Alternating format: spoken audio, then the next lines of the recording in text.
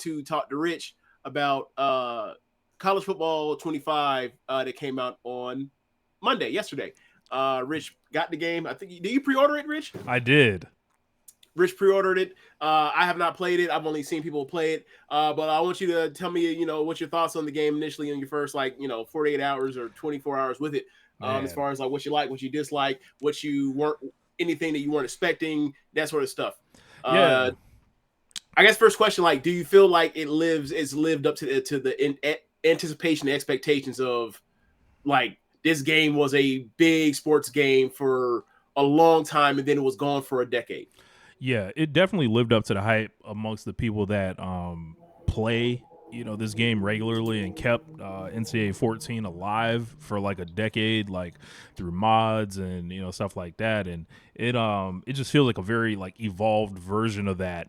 And I've been playing it endlessly since yesterday afternoon. I'm already in my second season on my dynasty or whatever. I took over UMass, and we went 11-1 the first year, and we're like 3-1 in the second year. But yeah, and I moved them to Conference USA. Okay. That. So gonna build it up and all that. And I think the only part is it seems like it's a little bit limited right now because there's like kind of a lack of like creation, like kind of sweet in it. Like you can't create players in it. You cannot modify the jersey numbers on any person. But the actual game itself and playing the football, it's so fun to run offense. It's so fun to run the ball. It's so fun to do the RPO stuff, like your run pass option stuff. If you have a mobile quarterback, you're gonna kill in this game. I think as far as like what people expected, like a lot of people you were like, oh, it's just a Madden reskin, but for me, I don't have those same concerns. I haven't been playing Madden, so yeah. And also like Madden and NCAA, like back in the day, they were completely different games. Yeah, it was always like there was like it's hard to explain the difference, and it's just like how my brain and like my hands kind of relate to like whatever the physicality feels like on the game. Like it always felt like Madden was a lot softer or whatever than the NCAA game for me.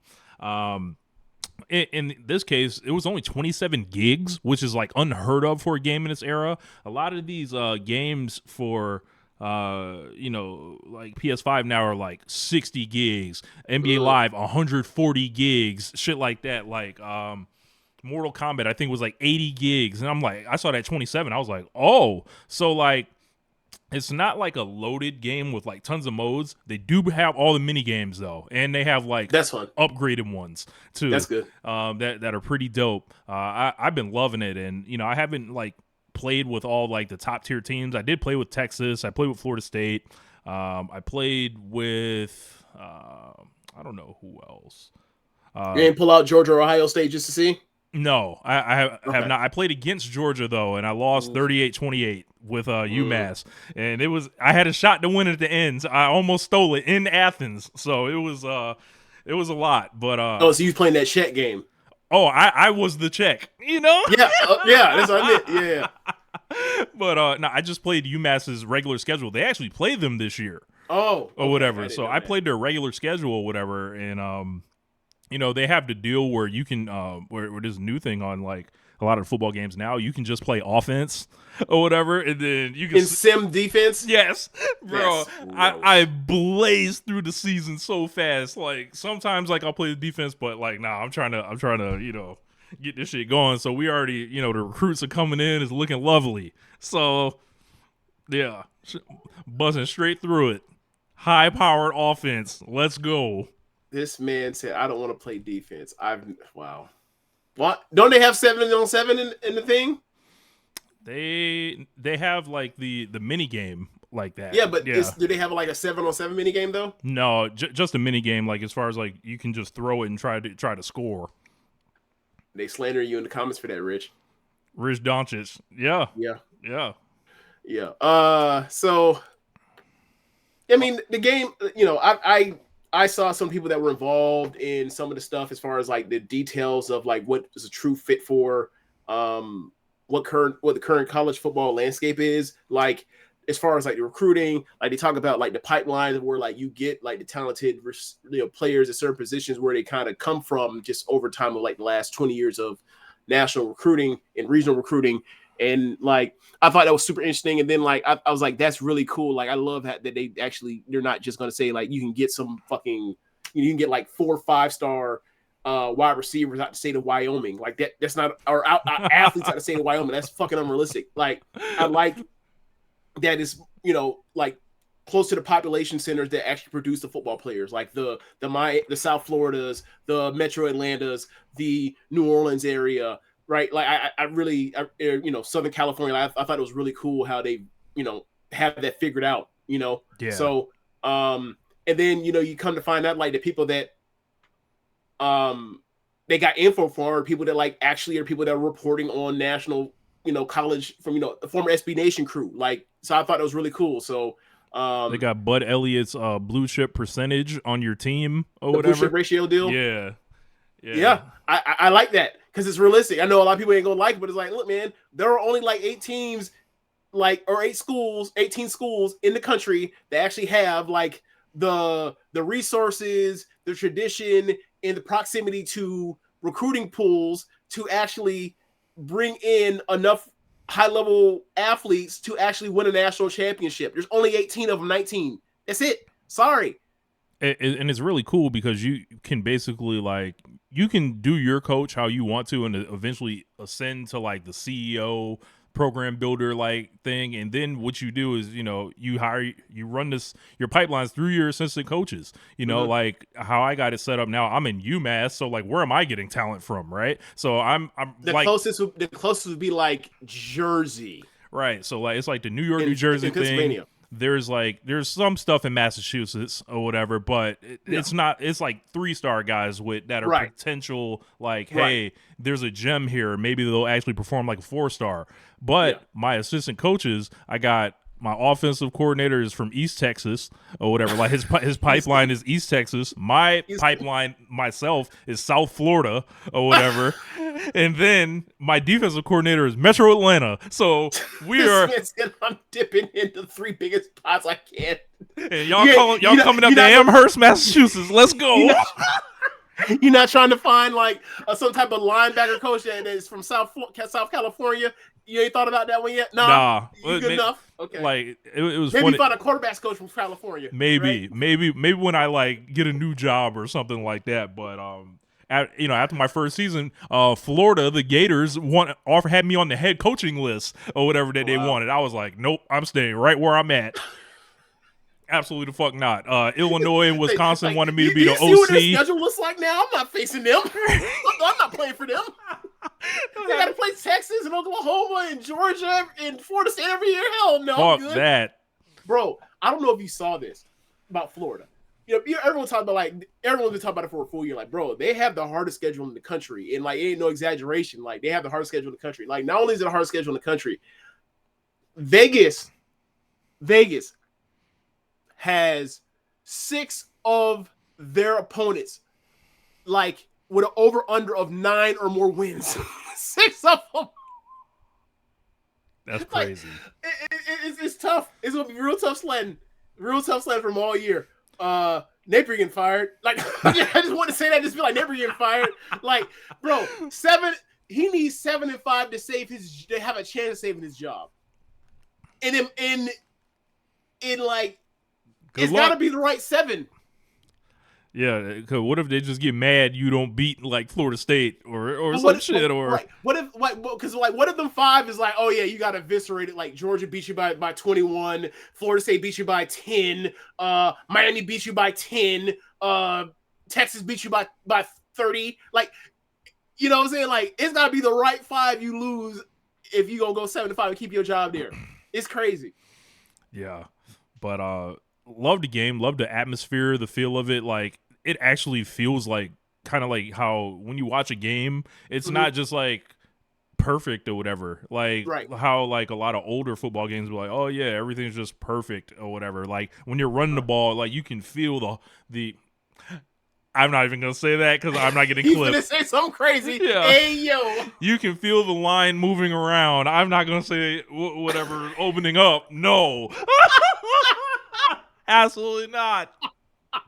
Um, so I actually heard that like the commentary teams like basically like if you are playing like the national game, you know, if you're playing Oregon versus Ohio State, which is actually a game this year, because you know they're in the same conference, like you will get Herb Street and Fowler, the A team, right?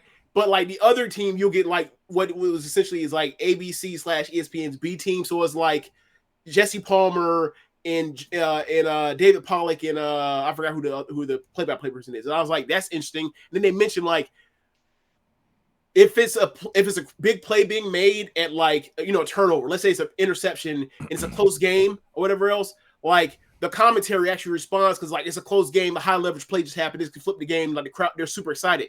If Georgia's up on Missouri, you know, 21 points, and it's still the first half, and Georgia gets an interception, they just ran like, oh, interception.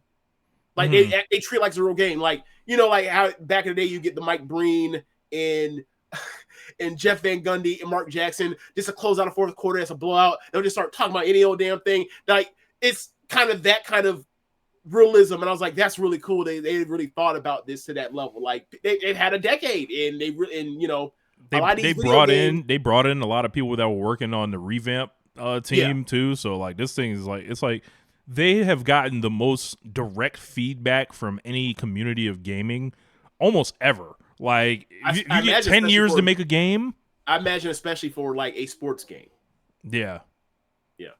So it's been really cool the stuff I've seen. Like the only person I've heard not like it is Lindell White, and then I thought to myself, why do I follow Lindell White on Twitter still? And bro, his replies are like, "Oh, you must be trash." All his replies are like, "Oh, you must be trash at this game." Yeah, everybody. Like, bro, I feel like I'm so much better at this game than I was at 14. Like already. Like just. You know, I don't like really like want to play like play competitively or anything. I don't even know about necessarily playing online like that because that's a whole nother animal. And it's like, nah, y'all ain't about to be killing me. But I bust open the Ultimate Team just to get the mode started. I haven't really played it yet or anything, but I've got I got Joe Burrow on there. I'm like, let me get 2019 Joe Burrow, please. So is Cam on there? I'm sure he will be. Okay. Yeah. I haven't discovered him yet, but I'm looking forward to getting through more of it. But I'm gonna sit with UMass for a little bit and see if I can build this thing up and win a natty out there. So UMass. Yeah. Like I wonder how long they'll like in like the sim, how long it'll take you to actually be able to do that. How long they'll be like, nah, we don't care if you're gonna defeat it. Like we not gonna even put you. That's what happened last year. You gotta you stupid. You gotta go. Oh, you talking about Florida State? You talking about like UMass? In both shit. Like so, I was independent. Right, and there's 3 teams in it. It's UConn, Notre Dame, and UMass. Right, so I beat UConn or whatever at the end. So I obviously quote unquote won the conference, but they gave Notre Dame the playoff berth or whatever. We had the same record. Only person I lost to was Georgia or whatever. We lost by 10. Whooped the rest of the schedule or whatever, including Missouri. I think Missouri and Georgia were the only, and Liberty were like the toughest games, and then UConn, but. I was number 19 at the end of the year, and then I won my bowl game against Fresno State, and I finished number 6 in the country with UMass or whatever, and I came into the next season 22. I lost my second game, and then I'm 3-1 right now, and I'm number 25 now. Okay. All right. Yeah, well, we'll keep some tabs on this. See how this goes. Yeah. I want to see how long. I want to see how long it takes you to for them to actually put you in. Like they ain't gonna treat you like how they used to hold Boise State back in the day. Like Boise State would have gotten into the playoff, back in the day because there would have been 12 spots.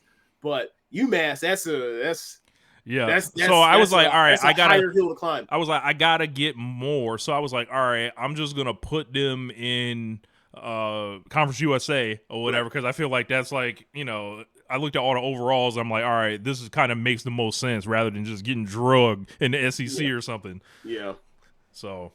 Yeah. Speaking of the SEC, today they said, or they leaked out to Britt McMurphy that they said like, yeah, they're not interested in Florida State right now if they were to become available because and I was like, yeah, you said like the Big Ten also said the same thing. I was like, yeah, the Big Ten also said about a year ago before Oregon and Washington came available, they didn't want them, and it's in writing. So it's like, what we don't. It's like, yeah, please don't sue us for tampering. That's all.